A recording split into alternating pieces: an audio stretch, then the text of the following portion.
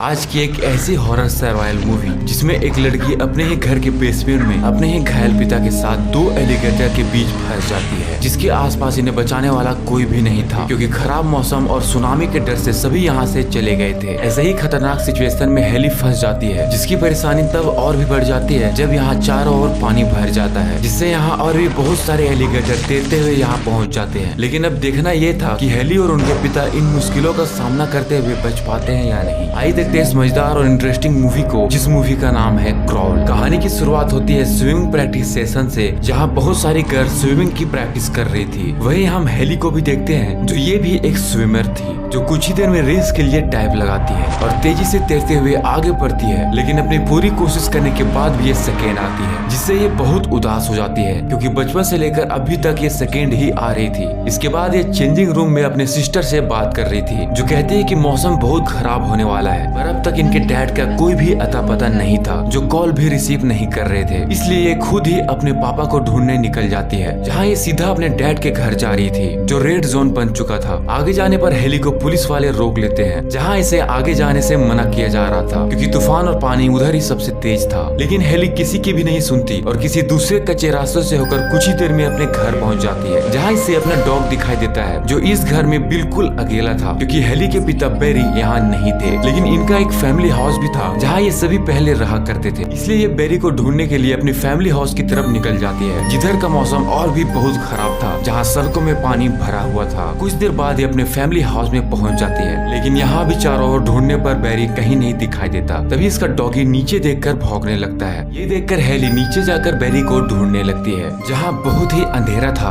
और इस जगह की हालत बहुत ही डरावनी थी। लेकिन कुछ दूर आगे जाने पर इसे अपने पिता के कुछ सामान और उनके कुछ खून के धब्बे दिखाई देते हैं। फिर जब ये कुछ दूर आगे जाती है तो वहीं पाइप की दूसरी ओर बेरी था, जो बहुत ही बुरी हालत में घायल और अधमरा पड़ा था, जिस पर किसी जानवर ने हमला किया था। इन सब चीजों को ध्यान में रखते हुए ये बिना किसी देरी किए बेरी को एक प्लास्टिक के ब्लैंकेट पर लेटाती है और खींचते हुए सीढ़ियों तक ले जाने लगती है, जो कि यहाँ से ज्यादा दूर नहीं था। लेकिन जैसे ये उन सीढ़ियों के पास पहुँचती, एक बहुत बड़ा क्रोकोडाइल इसके पास पहुँच जाता है, जिसे देखकर ये बहुत डर जाती है। लेकिन हिम्मत से काम लेते हुए ये बेरी को खींचते हुए पाइप की दूसरी ओर ले जाती है, जिसके अंदर ये क्रॉल नहीं आ पाता है। लेकिन अब ये दोनों यहाँ पर बुरी तरह से ट्रैपेड हो चुके हैं, जहाँ से निकलना हेली के लिए बहुत ही मुश्किल है कि इसके साथ इसके घायल पिता थे। इसलिए हेली सबसे पहले बेरी को जगाने की कोशिश करती है। फिर जब इन्हें होश आता है तो हेली को देखकर ये बहुत हैरान हो जाते हैं, क्योंकि इन्होंने एक्सपेक्ट भी नहीं किया था कि इसे बचाने के लिए यहाँ पर इसकी बेटी आएगी। लेकिन यहाँ के खतरे को देखकर बेरी इसे यहाँ से जाने को कहता है, क्योंकि ये नहीं चाहता था कि इसकी वजह से हेली पर कोई खतरा है। लेकिन ये यहाँ से जाने से मना कर देती है। दरअसल बेरी इस पुराने घर को बेचना चाहता था, पर डील नहीं हो पाया था। लेकिन वही जब ये किसी काम से नीचे आता है तो इस पर एलिगेटर हमला कर देता है, पर तभी हेली को बचने का कोई मौका दिखाई देता है, क्योंकि इन पाइप की दूसरी ओर पड़ी फोन में कॉल आ रहा था, जिसे देखकर ये उसे लाने का फैसला करती है। लेकिन फिर भी खतरा मोल लेते हुए ये पाइप की बाहर निकल जाती है, जहाँ एक भी एलिगेटर दिखाई नहीं दे रहा था। जिस मौके का फायदा उठाकर ये अपने फोन के पास पहुंच जाती है और 911 के पास कॉल लगाती है। लेकिन तभी इसके आगे एक एलिगेटर दिखाई देता है, जिसका ध्यान दूसरी तरफ था, पर तभी अचानक से इसके पीछे से एक क्रोकोडाइल इस पे हमला कर देता है, जिससे खुद को बचाते हुए ये तेजी से बेरी की ओर भागती है। पर वहां पहुंचने से पहले ये एलिगेटर इसके पैर को दबोच लेता है, जिसमें बेरी कोई भी मदद नहीं कर पा रहा था। पर जैसे ही ये इसके पकड़ से छूटती है तो यहाँ से दूसरी ओर भागने लगती है। लेकिन आगे एक और एलिगेटर था, जिससे ये दोनों तरफ से घिर जाती है।